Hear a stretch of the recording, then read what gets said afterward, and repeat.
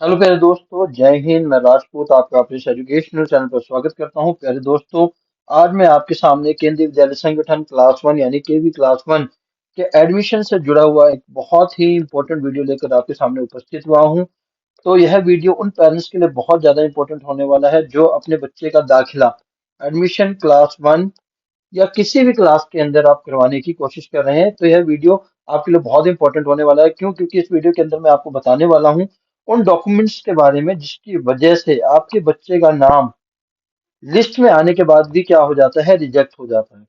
ठीक है। बहुत से पेरेंट्स बाद में परेशान होते हैं कि हाँ, मेरे बच्चे का नाम लिस्ट में आ गया है। जो लॉटरी सिस्टम आता है उसमें लिस्ट में आने के बाद भी, सिर्फ एक लिस्ट में आने के बाद भी कंफर्म नहीं होता कि आपके बच्चे का एडमिशन क्लास वन में होगा ही। उसके बाद जब आपको बुलाया जाता है बच्चे के दाखिले के लिए, तो आपसे कुछ स्पेसिफिक इंपॉर्टेंट डॉक्यूमेंट्स की मांग की जाती है, डिमांड की जाती है। उन डॉक्यूमेंट्स की कमी के कारण बहुत बार ऐसा होता है कि आपके बच्चे का जो एडमिशन है वो कैंसिल हो जाता है। आपका बच्चा केवी क्लास वन में दाखिला नहीं ले पाता है।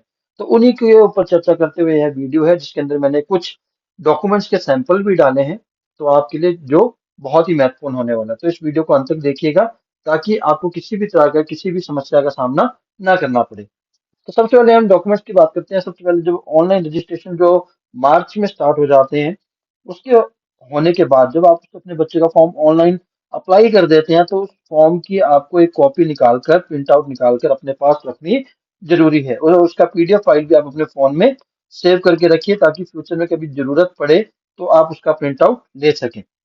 दूसरी चीज आपको जरूरत पड़ती है original date of birth certificate की, जो आपके बच्चे का होना चाहिए, जो म्यूनिसिपल कॉर्पोरेशन या किसी भी गवर्नमेंट के द्वारा दिया हुआ होना चाहिए। तीसरी चीज आपको जो जरूरत पड़ेगी, अगर आप SC ST OBC non creamy layer किसी से भी बिलोंग करते हैं या बीपीएल या ईडब्ल्यू से बिलोंग करते हैं, तो आप अपने बच्चे का सर्टिफिकेट अभी से बनवा कर तैयार रखें। क्यों? क्योंकि यह सर्टिफिकेट फादर और बच्चे दोनों के नाम पर होना चाहिए। ठीक है। अगर आपने नहीं बनवा रखा तो इसको आप अभी से बनवा लीजिए।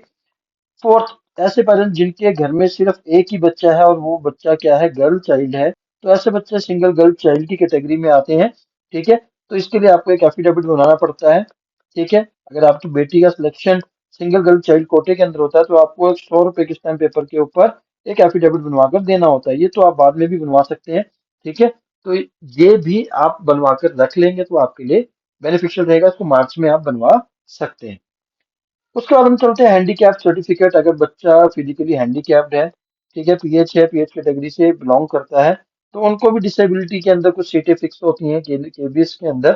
तो उसके अंदर अगर आपके बच्चे का दाखिला होता है, तो ये सर्टिफिकेट भी आपको पहले से तैयार करवा लेना चाहिए। Six, most important service certificate showing number of transfer in last 7 years। ठीक है। तो आपको, अगर आप गवर्नमेंट जॉब कर रहे हैं, तो अपने डिपार्टमेंट से सर्विस सर्टिफिकेट बनवा लेना है। जब आप अप्लाई करते हैं, जब फॉर्म निकल जाते हैं, तब आप इसको बनवा लीजिए। ठीक है। और जितने भी आपके ट्रांसफर हुए हैं, उनके मूवमेंट ऑर्डर या ट्रांसफर ऑर्डर आपको संभाल कर रखने हैं। और आपने अगर नहीं ढूंढे हैं तो उनको ढूंढ कर एक साथ रख लीजिए। कई बार क्या होता है कि हम ट्रांसफर तो शो कर देते हैं और उसके बेस पे हमारे बच्चे का दाखिला भी हो जाता है, लिस्ट में नाम भी आ जाता है, पर जब हम ये डॉक्यूमेंट्स दे नहीं पाते तो उसका नाम क्या हो जाता है, रिजेक्ट हो जाता है। Original proof of residence, Aadhaar card, voter card, ration card, clear. और अगर स्पेशली अगर आप SC ST या OBC कोटे का बेनिफिट लेना चाहते हैं, नॉन क्रीमी लेयर का, उनके लिए रेजिडेंस प्रूफ बहुत ज्यादा इंपॉर्टेंट रखता है। ये ध्यान रखिए।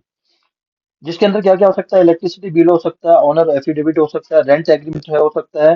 अगर आप रेंट पे रहते हैं तो आप रेंट एग्रीमेंट बनवा लीजिए अभी। राशन कार्ड हो सकता है, आधार कार्ड हो सकता है, और बीपीएल कार्ड हो सकता है। ठीक है। तो उसके बाद ये जो फॉर्म आपको चाहिए होता है वो है डिस्टेंस डिक्लेरेशन फॉर्म। ठीक है। ये आपको केबीएस एडमिशन वेबसाइट पर सारे फॉर्म मिल जाएंगे, आप वहां से डाउनलोड करके भर सकते हैं। ठीक है। Aadhaar card of the student and parents, ये दोनों होने चाहिए।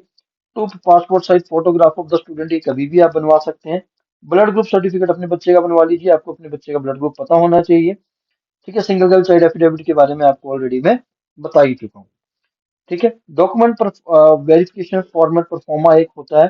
ठीक है। जिससे ऊपर आप एक चेकलिस्ट बन जाती है कि आपको कौन कौन से डॉक्यूमेंट्स चाहिए होते हैं। ठीक है। मैं आगे आपको दिखाऊंगा वो भी, ताकि आपको कोई कोई डॉक्यूमेंट्स कम ना हो। ठीक। उसके बाद एक self declaration of submission of correct information form लगता है। जिसका मतलब ये होता है कि जितनी भी डिटेल्स आपने अपने बच्चे के बारे में दी है वो सभी करेक्ट है। एक्स सर्विसमैन के लिए एक सर्टिफिकेट ट्रांसफर डिटेल्स एक काउंटर साइंड कॉम्पिटेंट अथॉरिटी के द्वारा एक कॉपी होती है जो एक्स सर्विसमैन के पास होती है, वो उनको दिखानी पड़ती है, जिसको डिस्चार्ज बुक भी कहते हैं। ठीक है। For government employ ID card is issued by the competent authority और the last month payment slip. जो गवर्नमेंट सर्विस कर रहे हैं उनको मैंने पहले बता दी, सर्विस सर्टिफिकेट उनको बनवाना पड़ेगा, आईडी कार्ड होना चाहिए उनके पास। अगर आईडी कार्ड नहीं है तो लास्ट जो मंथ की जो पे स्लिप है वो उनको देनी पड़ेगी। ये कुछ परफॉर्मा है वेरिफिकेशन ऑफ डॉक्यूमेंट्स, जो मैंने आपको बताया था कि चेकलिस्ट होती है। ठीक है। ये चेकलिस्ट से आपका काम आसान हो जाता है कि आपके कौन से डॉक्यूमेंट्स कम है कौन से नहीं है। ये है service certificate central government employees का, स्टेट गवर्नमेंट्स का अलग है। ठीक है। स्टेट गवर्नमेंट एम्प्लॉयज का अलग है, ये सेंट्रल गवर्नमेंट का है। यह सर्टिफिकेट जिसमें आप ट्रांसफर्स की डिटेल भर सकते हैं और अपनी कंपिटेंट अथॉरिटी से इसको स्टैंप करवा सकते हैं। ठीक है। उसके बाद हम चलते हैं स्टेट गवर्नमेंट एम्प्लॉयज का सर्विस सर्टिफिकेट का परफॉर्मा, ये आपके सामने है। सेम ट्रांसफर के लिए ये जो सेल्फ डिक्लेरेशन फॉर्म में आपको बताया था परफॉर्मा 2। ठीक है। उसके बाद सेल्फ डिक्लेरेशन, ठीक है, ये रेजिडेंस वाला है, डिस्टेंस वाला। तो ये सारे परफॉर्मांस आपको अपने पास रखने पड़ेंगे। अगर आपको चाहिए तो आप मुझे टेक्स्ट मैसेज करिएगा, I will share it with you. Clear. ये है डीडीओ कॉम्पिटेंट अथॉरिटी, ये बहुत इंपॉर्टेंट है। जो स्टेट गवर्नमेंट या सेंट्रल गवर्नमेंट में जॉब कर रहे हैं उनको ये परफॉर्मा भरवाना जरूरी है, स्पेशली सेंट्रल गवर्नमेंट के लिए। ये एफिडेविट जो मैं आपकी बात कर रहा था 100 रुपए के स्टैम्प पेपर पर, जो सिंगल गर्ल चाइल्ड के लिए आपको चाहिए, ये उसका फॉर्मेट है। ठीक है। ये सभी डॉक्यूमेंट्स आपको बनवाने हैं जब आपके बच्चे का दाखिला करवाने आप जाएंगे। तो ये था वीडियो जो कि डॉक्यूमेंट्स के ऊपर था। मैं उम्मीद करता हूँ आपको पसंद आया होगा। मैं केवीएस के जितने भी वीडियो मेरे चैनल पर आप उनको भी फॉलो कर सकते हैं, मैं उनके लिंक डिस्क्रिप्शन में डाल दूंगा, ताकि आपको कोई भी वीडियो जिसके अंदर मैंने दाखिला प्रोसीजर क्या है, आपका जो कैटेगरी होती है सर्विस कैटेगरी 1 to 5 1 to 6, उसके बारे में भी काफी डिटेल्स है, उनके सारे वीडियो जो मैंने बनाए आप उनको भी चेक कर सकते हैं। तो प्यारे दोस्तों आज के लिए इतना ही, फिर मिलते हैं नेक्स्ट वीडियो में। तब तक के लिए जय हिंद जय भारत।